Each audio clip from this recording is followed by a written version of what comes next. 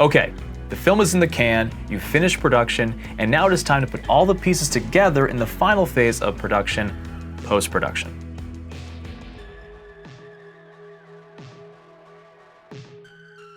This is the phase where the film is finally made, scene by scene and shot by shot. There are many non-linear editing options out there. We mostly use Premiere Pro, but there is Avid Media Composer, Final Cut Pro, and DaVinci Resolve, which has a free basic version. Now, we will not go into the subjective craft of narrative storytelling because that tends to be specific to filmmaker and genre, but we will go over basic practices that provide a good foundation of how to go about editing your low-budget film, and we start with organization.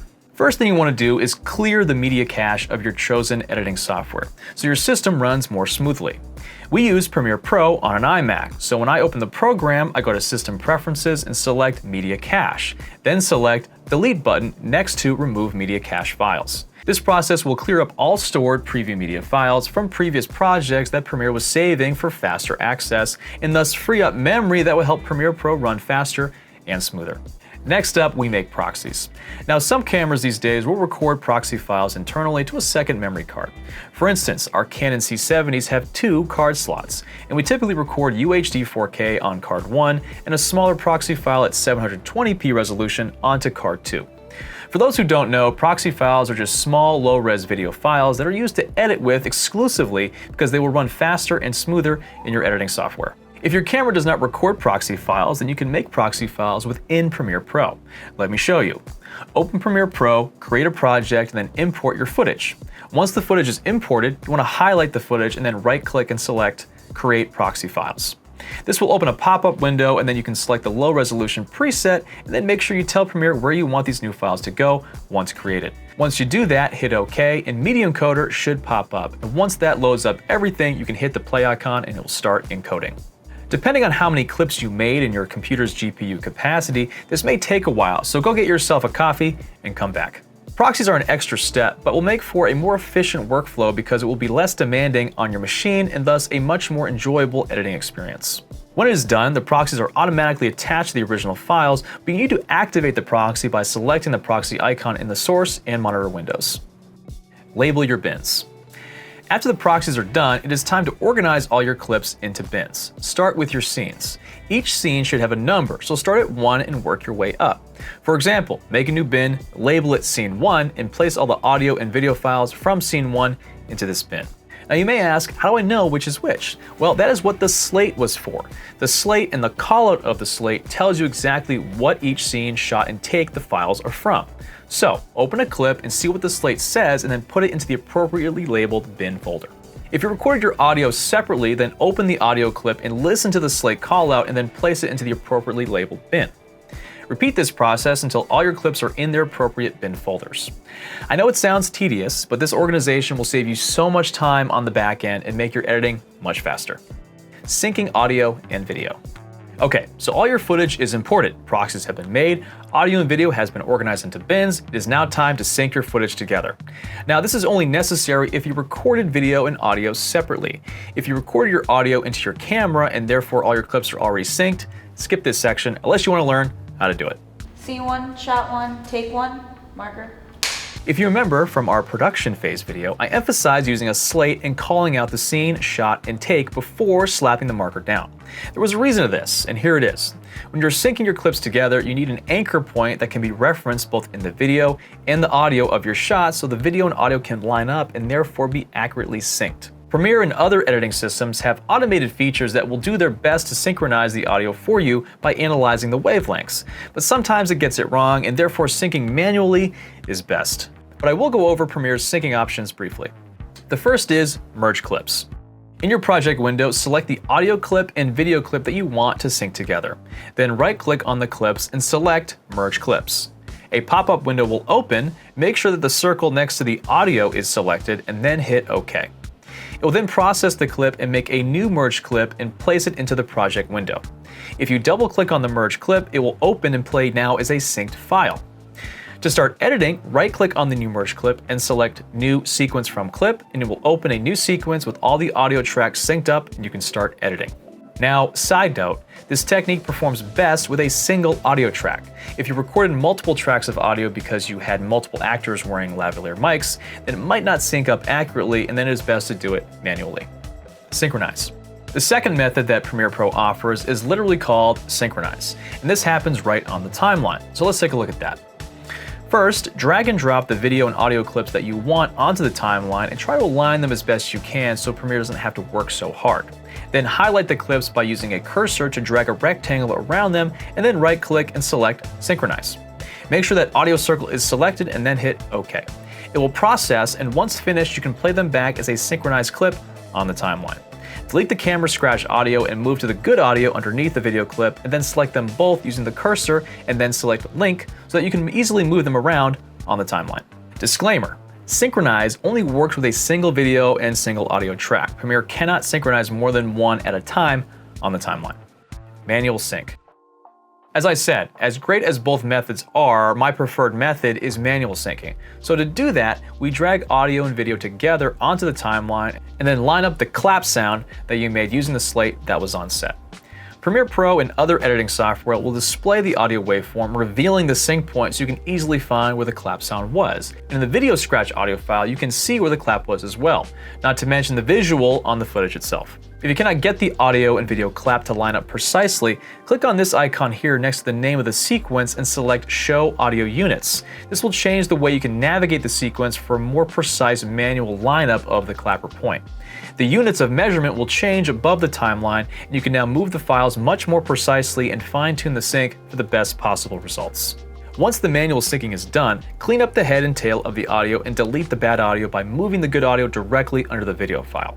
Once it's cleaned up, lasso them with the cursor and right-click and select Merge Clips. This action will make a single merge clip of those manually synced files and place it in your project window. Take that new merge clip and label it with the scene, shot, and take number and place it in the proper scene bin that you already created. Follow this process for each take of every shot within each scene. Delete redundant files. Now you'll notice that as you follow this process, you are adding an additional file to your bin. This means for every take there are 3 files, the separated audio and video and the merged audio video. For my own sanity, I delete the separated clips from my project because I just want to work with the merged clips. However, if you need the original for whatever reason, I suggest you move it to its own unique folder bin. Make it look and sound pretty. I won't be going into any kind of in-depth color grading tutorial because, in my opinion, color is one of the most subjective things in the filmmaking process, as colors make people feel different things, but generally, if you shot your footage in a log format, that means your footage looks pretty flat and you need to add a LUT, lookup table, and then make some minor tweaks to make it look more pleasing. If you don't have a LUT, then you can download free LUTs from your camera manufacturer's website or purchase a kit from your favorite YouTuber, as most of them these days have their own LUTs. We use Canon LUTs as well as a few third-party LUTs. To apply a LUT in Premiere, change your workspace to color, and then go to the Lumetri tab and select Basic Correction. Then hit Input LUT drop-down menu and select Browse and select the LUT you want to use. Once selected, the gray flat log image will immediately have contrast and saturation. This is the basic color grade. Now, once that LUT is applied, depending on the exposure of your shot, you'll want to make some tweaks here and there, which is called color correction. For instance, if something is falling into darkness, raise up the shadows a little bit. If the highlights are too hot, then we dial them back to regain a little more information. If the scene is too warm, then we cool it down with the color temperature slider. If we open the curve section, a simple S curve can add more contrast to the shot if you think it still looks flat. There are many ways to grade your footage, but remember to use color in a way that serves your story. If it is a moody drama, then there should be more contrast in your shots. If it is a light comedy, then raise your shadows and highlights so there is less contrast. For more in-depth color grading video, check out other videos on the B&H YouTube channel. Cleanup audio/mixing. As you start to cut your scenes, you may notice that some audio sounds worse than others, which means it is time to clean up your audio. This can be accomplished in a variety of ways. First, make sure all your levels are the same across the board. Click on your audio either in the project window or on the timeline and select Audio Gain. Here you can add or subtract the gain, which is the volume of the track, and then tweak them until the output of each track is the same volume level. -12 dB is the typical sweet spot for dialogue, so try to get your dialogue levels hitting that mark. Once your levels are mixed, you need to clean up your sound. The best way to do that is using denoiser. Premiere has this as an effect that you can drag onto the audio and then open the parameters via the effects window. Select edit and a pop-up window will give you the option to change the percentage of the noise reduction that you want. This is a delicate balance. If you add too much denoise, it will make the voices inhuman. So play with the percentages until you get a good mixture of human voice and denoiser. Another good one is de-reverb. This helps eliminate echo in someone's voice, specifically to help dialogue recorded in a large location that had an echo. Once again, play with the percentage until you find a sweet spot that helps the dialogue clearer without sounding like a robot. Side note, the amount of noise/echo is determined by the quality of the microphone and the quality of the location you are recording sound in. Once again, pre-production will make or break your film, especially the tech scout. So don't skip these steps in your pre-production process because you will pay for it when you are editing. Narrative continuity editing. Before we close, I wanted to share a few tips that are well known in the continuity editing world. First one is a little personal. I like to edit the most complicated scene first. Personally, I want to make sure the scene works, and I have all the coverage I need and therefore don't need any pickup shots. You may prefer to edit easy scenes first, but I like to know that I successfully shot the most complicated scene and therefore don't have to schedule reshoots. The next two tips are very well known and taught in every film school in the world regarding narrative continuity editing. The first one is the J-cut and the L-cut. The J-cut is when you take the audio from a clip and drag it under the video of another clip. This makes a J shape. And what this does is introduce the audio from the next clip while you're still watching the first clip, and it warms the audience up for the upcoming cut that is about to be made. So much so that the audience may not even notice it. The L-cut is the exact same, just reversed. So you take the audio from the first clip and it bleeds into the video of the next clip. So the audio carries over even though we're cutting to a new shot. This again gives the appearance of a seamless cut rather than cutting audio and video at the same time.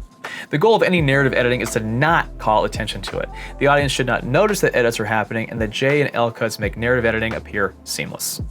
Cut on action. Say you have a character sitting in a chair. He notices something and decides to get up out of that chair. The first shot is the actor sitting in the chair. The second shot is the actor standing up. To make this action seem seamless, you need to cut on the action. So as he's about to stand up, just as his head leaves the frame, you cut to the second shot when his head is already in the shot and then completing his action. So you're cutting right in the middle of the standing, right in the middle of the action, so the audience won't even notice that you have two separate shots. Rather, it will feel like one seamless action. That is what cutting on action will do for your film. It tricks the audience into thinking this is happening all at the same time, which is literally the purpose of continuity editing, giving the impression that all of these shots happen at the same time when in reality you shot them over an 8-hour day. Whew, okay, we covered a lot, but if you follow these basic editing processes and take advantage of the narrative editing tips, I promise that your film will be the better for it. And thus concludes our 3 phases of production video series. We hope you learned a lot. Our goal was to help demystify the narrative filmmaking process and give you the confidence to go out there and make a film yourself. If you want to see other low budget filmmaking tip videos, let us know what you want to see more of in the comments below. Till then, I'm Jake with B&H. Just keep rolling.